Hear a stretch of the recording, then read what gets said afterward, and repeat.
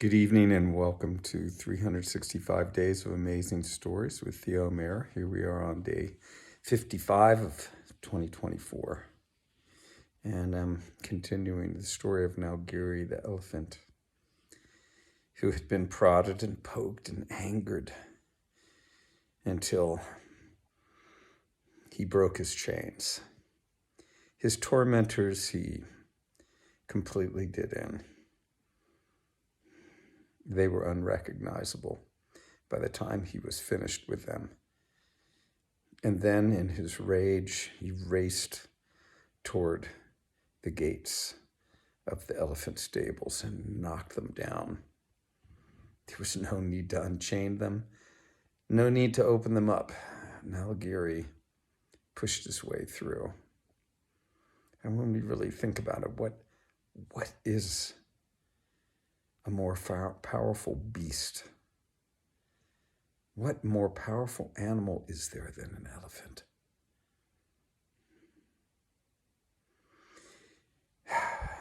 He was so angry, he began to destroy everything that was in his path. He was knocking over brick walls, banging into the homes that were there in the streets and bringing them to the ground.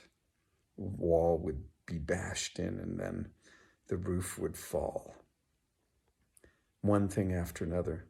People were screaming, racing to get out of the way of this beast.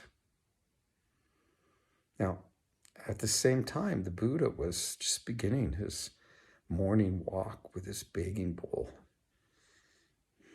trying to get alms, trying to get enough for his morning meal. He heard all this commotion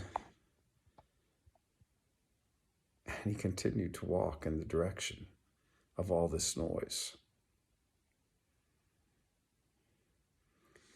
Ananda, his servant, or not servant, what would have it been called? The one who looked after the Buddha, making sure all of his needs were met, that he was safe. That was Ananda. Ananda was by his side. And as they were walking in that direction, people were running past and saying, "Master, Master, you must flee, you must run. It's Nalagiri, the elephant. He's been freed. He's wreaking havoc and heading this way." But the Buddha did not stop. He continued to walk on, Ananda at his side, and Ananda had made up his mind that when the moment came, well, now Giri was going to do the Buddha in, that he would step out in front between the Buddha and the elephant to save him. But he could feel the fear rising up inside of him.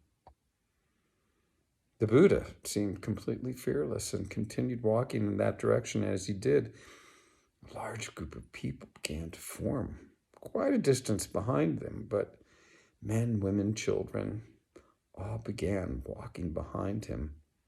At the same time, people began to, look on at this destruction from their balconies. Now Giri was using his tusks to flip carts and even animals. There was one dead bull that he had thrown against a wall, breaking its neck. Flocks of birds had been fleeing the area. And every animal that could ran in the direction away from Nalagiri. The Buddha walked on until the street ahead of him, he could see Nalagiri. He stopped. "Come, Nalagiri," he said. "Come." We'll stop the story there. Find out what happens when Nalagiri turns to meet the Buddha. Okay, thanks for joining. Have a good rest of your day or evening.